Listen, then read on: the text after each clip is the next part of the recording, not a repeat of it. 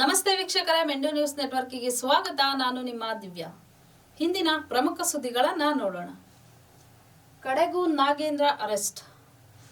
ಮಹರ್ಷಿ ವಾಲ್ಮೀಕಿ ಅಭಿವೃದ್ಧಿ ನಿಗಮದ ಒಂದು ಅಕ್ರಮ ಏನ್ ನಡೆದಿತ್ತು, ಕೋಟ್ಯಾಂತರ ರು ಅಕ್ರಮ ಈ ಒಂದು ನಿಗಮದಲ್ಲಿ ಆಗಿರೋದು.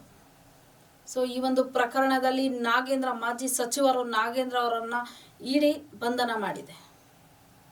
ಹಾಗಾದ್ರೆ ಈ ಒಂದು ಪ್ರಕರಣದಲ್ಲಿ ಯಾವ ರೀತಿಯಾದಂತಹ ಅಕ್ರಮ ನಡೆದಿತ್ತು ಅದ್ರ ಬಗ್ಗೆ ಸ್ವಲ್ಪ ಮಾಹಿತಿಯನ್ನ ತಿಳ್ಕೊಳ್ಳೋಣ.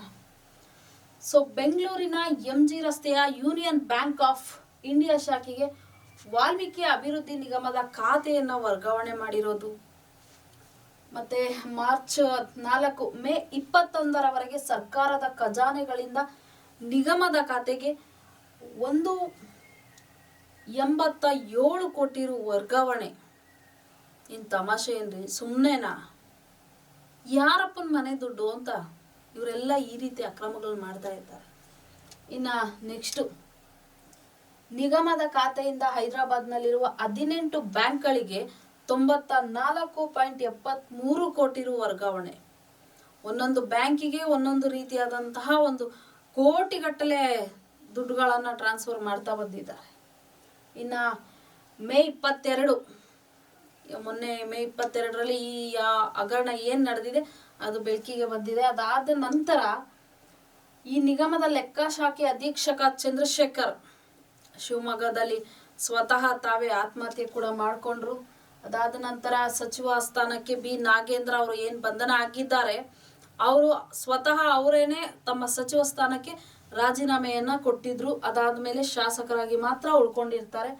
ಇದಾದ ನಂತರ ನಿಗಮದ ಮಾಜಿ MD JG ಪದ್ಮನಾಭ್ ಹಾಗೂ ಲೆಕ್ಕಾಧಿಕಾರಿ ಪರಶುರಾಮ್ ಇವರ ಬಂಧನ ಕೂಡ ಆಗಿರುತ್ತೆ. ಆದ್ರೆ ಈ ಒಂದು ಪ್ರಕರಣದಲ್ಲಿ ಪ್ರಮುಖ ಆರೋಪಿಗಳು ಯಾರ್ಯಾರು ಅನ್ನೋದು ಸಹ ಇದುವರೆಗೂ ಇನ್ನೂ ತಿಳಿದು ಬಂದಿರೋದಿಲ್ಲ. ಈ ಪರಶುರಾಮ್ ಇವರೆಲ್ಲ ಬಂಧನ ಆದ ನಂತರ ಪ್ರಮುಖ ಆರೋಪಿಗಳಿಗೆ ಬಲೆ ಬೀಸ್ತಾರೆ ಇಡಿ ಅವರು. ಇದಾದ ನಂತರ ಹೈದರಾಬಾದ್ ಹಾಗೂ ಬೆಂಗಳೂರಿನಲ್ಲಿ 9 ಆರೋಪಿಗಳ ಬಂಧನ, ಸುಮಾರು 40 ಕೋಟಿ ರೂಪಾಯಿವರೆಗೂ ಜಪ್ತಿ ಮಾಡ್ಕೊಂಡಿದ್ದಾರೆ. 9 ಜನ ಆರೋಪಿಗಳನ್ನ ಬಂಧನ ಆದ ಮೇಲೆ, ಇದಾದ ನಂತರ ಪ್ರಮುಖ ಆರೋಪಿಗಳು ಮಾಜಿ ಸಚಿವರು ನಾಗೇಂದ್ರ. ಅದಾದ ನಂತರ ಇದೇ ಒಂದು ಪ್ರಕರಣದಲ್ಲಿ ಬಸವನಗೌಡ ದದ್ದಾಲ್ ಅನ್ನೋರ ಒಂದು ಹೆಸರು ಸಹ ಕೇಳಿ ಬಂದಿತ್ತು. ಇವರು ಇಬ್ಬರನ್ನು ಸಹ 2-3 ದಿನಗಳಿಂದ ಇಡಿ ಅವರು ಒಂದು ವಿಚಾರಣೆ ನಡೆಸ್ತಾನೆ ಬರ್ತಾ ಇದ್ದಾರೆ. ಸೊ ಆ ಒಂದು ವಿಚಾರಣೆಯಲ್ಲಿ ಈ ಒಂದು ಪ್ರಕರಣಕ್ಕೆ ಪ್ರಮುಖ ಆರೋಪಿಯಾಗಿ, ಅಂದ್ರೆ ಪ್ರಮುಖವಾಗಿ ಕುಮ್ಮಕ್ಕು ಕೊಟ್ಟಿರೋದೇ ಬಿ ನಾಗೇಂದ್ರ ಅವರು ಅನ್ನೋ ಒಂದು ವಿಚಾರಣೆ ಗೊತ್ತಾಗಿ ಸೊ ಅವರನ್ನ ಬಂಧನ ಕೂಡ ಮಾಡಿದ್ದಾರೆ. ಇನ್ನು ಇದೇ ಒಂದು ಪ್ರಕರಣದಲ್ಲಿ ಬಸವನಗೌಡ ದದ್ದಾಲ್ ಅವರ ವಿಚಾರಣೆ ಇಂದು ಸಹ ನಡೀತಾ ಇದೆ. ಇದಾದ ನಂತರ ಅಂದ್ರೆ ಇಂದು ವಿಚಾರಣೆಯಾದ ಬಳಿಕ ಅವರ ಬಂಧನ ಕೂಡ ಆಗುವ ಸಾಧ್ಯತೆಗಳಿದೆ ಅನ್ನೋ ಮಾಹಿತಿ ಇದೆ. ಇನ್ನು ನೆಕ್ಸ್ಟ್ ನೋಡೋದಾದ್ರೆ ವೀಕ್ಷಕರೇ, 47 ಕೋಟಿ ರು ಅಕ್ರಮ, ಬಿಜೆಪಿ ಮಾಜಿ ಶಾಸಕ ವೀರಯ್ಯ ಬಂಧನ. ಇವ್ರುಗಳೆಲ್ಲ ಈ ರಾಜಕೀಯಕ್ಕೆ ಅದೇ ಬರೀ ದುಡ್ಡು ತಿನ್ನೋದಕ್ಕೆ ಬರ್ತಾರ ಅನ್ಸುತ್ತೆ ಮೇ ಬಿ. ಯಾಕಂದ್ರೆ ಈ ಚುನಾವಣೆ ಟೈಮ್ಗಳಲ್ಲಿ ಖರ್ಚು ಮಾಡಿರ್ತಾರಲ್ಲ ದುಡ್ಡನ್ನ, ಅದೆಲ್ಲ ಪಾಪ ವಸೂಲಿ ಮಾಡ್ಕೋಬೇಕಲ್ಲ. ಒಂದು ಸಾರಿ ಖರ್ಚು ಮಾಡೋದು ತಲಾಂತರದವರೆಗೂ ಕುತ್ಕೊಂಡು ತಿನ್ನೋಷ್ಟು ದುಡ್ಡು ಮಾಡ್ಕೊಳ್ಳೋದು. ಸರ್ಕಾರ ಬಡವ್ರಿಗಂತ ಎಷ್ಟೋ ಒಂದು ಒಳ್ಳೆ ರೀತಿಯ ಕೆಲಸಗಳಿಗೆ ದುಡ್ಡು ಫಂಡನ್ನ ರಿಲೀಸ್ ಮಾಡ್ತಾ ಹೋಗುತ್ತೆ. ಅದರಲ್ಲಿ 100 ರೂಪಾಯಿ ಇವರೇ ತಿನ್ನೋದು. ಇನ್ನು ಎಲ್ಲಿ ಜನಕ್ಕೆ ಕೊಡ್ತಾರೆ ಇವರು? ಸಮಾಜನ ಎಲ್ರಿ ಉದ್ಧಾರ ಆಗಕ್ ಬಿಡ್ತಾರೆ ಇವರೆಲ್ಲ?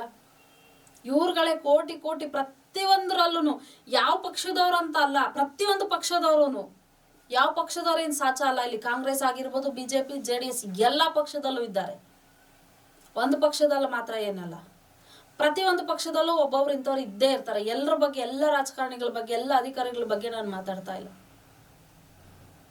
ಈ ರೀತಿಯಾದಂತಹ ಅಧಿಕಾರಿಗಳ ಬಗ್ಗೆ ನಾನು ಮಾತಾಡ್ತಾ ಇದ್ದೀನಿ. ಯಾವುದಾದ್ರೂ ಒಂದು ಪ್ರಕರಣಗಳಲ್ಲಿ ಕೋಟಿ ದುಡ್ಡನ್ನ ನುಂಗ್ತಾನೆ ಬರ್ತಾ ಇದ್ದಾರೆ. ಎಲ್ಲ ಫೀಲ್ಡಲ್ಲೂ, ಪ್ರತಿಯೊಂದು ಫೀಲ್ಡಲ್ಲೂ, ಒಂದು ಶಾಲೆಗಳಿರಬಹುದು, ಹಾಸ್ಪಿಟಲ್ಗಳಿರಬಹುದು, ಪ್ರತಿಯೊಂದರಲ್ಲೂ ಎಲ್ಲದರಲ್ಲೂ ಇದೇ ತರ ದುಡ್ಡುಗಳನ್ನ ತಿಂತಾ ಬಂದ್ರೆ ಇವರು ಸಹ 40.10 ಕೋಟಿ ರು ಅವ್ಯವಹಾರ ಪ್ರಕರಣ ಸಂಬಂಧ ಇವರನ್ನು ಸಹ ಬಂಧನ ಆಗಿದೆ. ಇವರು ಮಾಜಿ ಅಧ್ಯಕ್ಷ ಹಾಗೂ ಬಿಜೆಪಿಯ ಮಾಜಿ ಶಾಸಕ. ಇದಾದ ನಂತರ ಮಾಜಿ ವ್ಯವಸ್ಥಾಪಕ ನಿರ್ದೇಶಕ ಎಸ್ ಶಂಕರಪ್ಪ ಅವರನ್ನ ಸಹ CID ಬಂಧನ ಆಗಿತ್ತು ಅನ್ನೋ ಮಾಹಿತಿ ಇದೆ.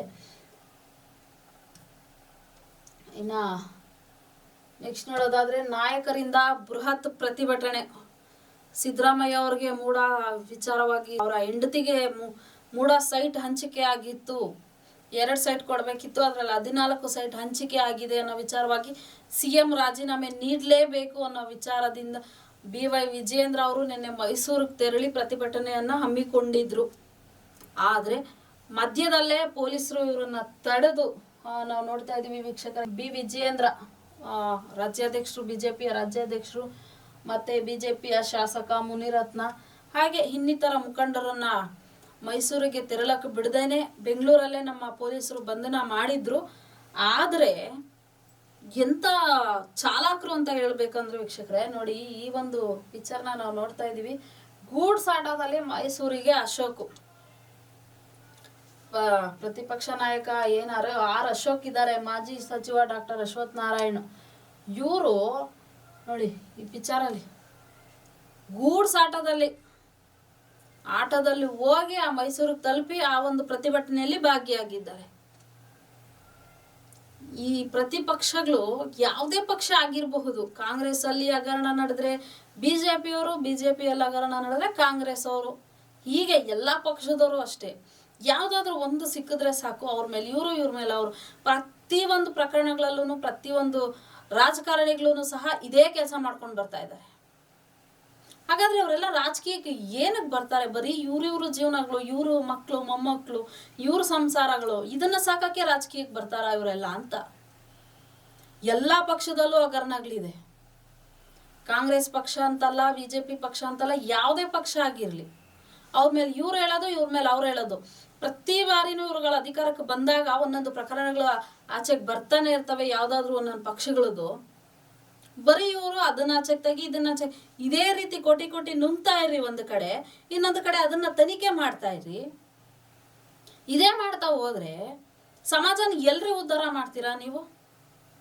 ಮತ್ತೆ ಸರ್ಕಾರ ಬಡವ್ರಿಗಂತ ಬಿಟ್ಟಿರೋದನ್ನ ಒಂದು ಫಂಡ್ ಏನ್ ರಿಲೀಸ್ ಮಾಡಿರುತ್ತೆ ಸರ್ಕಾರ, ಅದನ್ನ ಎಲ್ಲಿ ತಲುಪಿಸ್ತಾ ಇದ್ದೀರಾ ನೀವು ಜನಗಳಿಗೆ?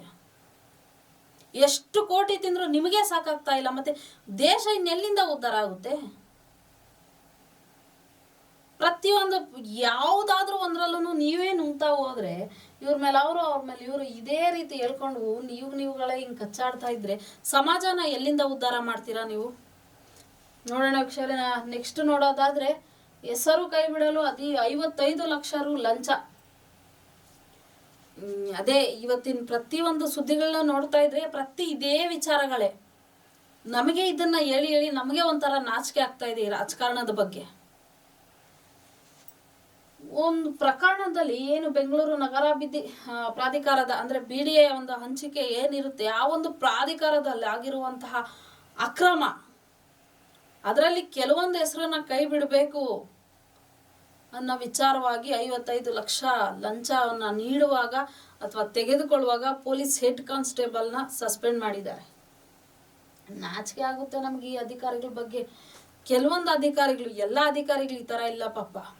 ಯಾರೋ ಮಾಡೋ ತಪ್ಪಿಗೆ ಎಲ್ಲ ಅಧಿಕಾರಿಗಳ ಮೇಲೂ ಸಹ ನಾವು ಒಂದು ಬೇಸರ ವ್ಯಕ್ತಪಡಿಸ್ಬೇಕಾಗುತ್ತೆ. ಸಮಾಜಕ್ಕೂ ಸಹ ಈ ಪೊಲೀಸ್ ಆಗಿರ್ಬೋದು, ಈ ಅಧಿಕಾರಿಗಳಿಗಾಗಿರ್ಬೋದು, ಅವ್ರ ಮೇಲೆ ನಂಬಿಕೆನೇ ಇಲ್ದಂಗೆ ಆಗೋಗಿದೆ ಈಗ. ಈ ರೀತಿ ಮಾಡ್ತಾ ಹೋದ್ರೆ ಎಲ್ಲಿಂದ ಇರುತ್ತೆ ನಂಬಿಕೆ?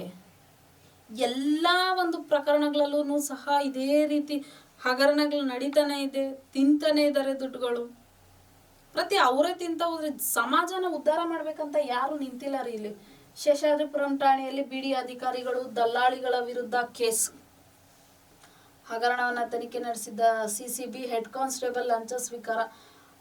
ಈ ಒಂದು ಪ್ರಕರಣದಲ್ಲಿ ಹೆಡ್ ಕಾನ್ಸ್ಟೇಬಲ್ ಲಂಚ ಸ್ವೀಕಾರ ಮಾಡಿರೋದು ಗೊತ್ತಾಗಿ ಅವರನ್ನ ಸಸ್ಪೆಂಡ್ ಮಾಡಿದ್ದಾರೆ. ಆದರೆ ಪ್ರತಿ ಸಾರಿನೂ ಇಷ್ಟೇ ಸಸ್ಪೆಂಡ್ ಮಾಡ್ತಾರೆ, 1-2 ತಿಂಗಳು 3 ತಿಂಗಳು ಮತ್ತೆ ಅವರನ್ನ ಕೆಲಸಕ್ಕೆ ತಗೋತಿರ್ತಾರೆ. ಅದಾದ್ಮೇಲೆ ಮತ್ತೆ ಇದೇ ರೀತಿ ಪ್ರಕರಣಗಳು ಮುಂದುವರಿತಾನೆ ಇರ್ತವೆ. ಹಾಗಂತ ಎಲ್ಲ ಅಧಿಕಾರಿಗಳೇನು ಆ ಥರ ಇಲ್ಲ, ಕೆಲವೊಬ್ರು ಇದ್ದಾರೆ ರೀ ನಿಷ್ಠಾವಂತರಾಗಿ ನಾವು ಒಂದು ಒಳ್ಳೆಯದನ್ನ ಕೊಡಬೇಕು ಸಮಾಜಕ್ಕೆ ಅಂತ ಕೆಲಸ ಮಾಡೋರೇ ಇದ್ದಾರೆ. ಅವರ ಮಧ್ಯೆ ಈ ರೀತಿಯಾದಂತಹ ಹುಳಗಳು ಸಹ ಒಂದೊಂದಿದ್ದಾವೆ. ಸರ್ಕಾರ ಈ ಕಿತ್ತಾಟಗಳನ್ನ ಬಿಟ್ಟು ಸಮಾಜದ ಒಳಿತಿಗಾಗಿ ಗಮನ ಕೊಡ್ಲಿ, ಸಮಾಜದ ಏಳಿಗೆಗೆ ಶ್ರಮಿಸ್ಲಿ. ಅದು ಬಿಟ್ಟು ನಾವು ಬದುಕಬೇಕು, ನಮ್ಮ ಮೊಮ್ಮಕ್ಕಳು ಬದುಕಬೇಕು, ನಮ್ಮ ತಲಾಂತರವರೆಗೂ ನಾವು ಮಕ್ಕಳು ಬದುಕಿ ಮೊಮ್ಮಕ್ಕಳು ಬದುಕಿ ಎಲ್ಲರೂ ಬದುಕೋವರೆಗೂ ನಾವು ದುಡ್ಡು ಮಾಡಿಕ್ಬೇಕು ಅನ್ನೋದನ್ನ ಬಿಟ್ಟು ಸಮಾಜದ ಕಡೆ ಗಮನ ಹರಿಸಿದ್ರೆ ಎಲ್ಲಾನು ನಮ್ಮ ಸಮಾಜನೂ ಸಹ ಒಂದು ಒಳ್ಳೆ ದಾರಿಯಲ್ಲಿ ಮುಂದುವರಿಯುತ್ತೆ, ನಮ್ಮ ಒಂದು ದೇಶನೂ ಸಹ ಅಭಿವೃದ್ಧಿ ಆಗುತ್ತೆ ಅಂತ ಹೇಳ್ತಾ ಇದಾಗಿತ್ತು ಈ ಕ್ಷಣದ ಪ್ರಮುಖ ಸುದ್ದಿಗಳು. ನಿರಂತರ ಸುದ್ದಿಗಾಗಿ ನೋಡ್ತಾ ಇರಿ ಮೆಂಡು ನ್ಯೂಸ್ ನೆಟ್ವರ್ಕ್. ಮೆಂಡು ನ್ಯೂಸ್ ನೆಟ್ವರ್ಕ್, ಸತ್ಯದ ಕನ್ನಡಿ.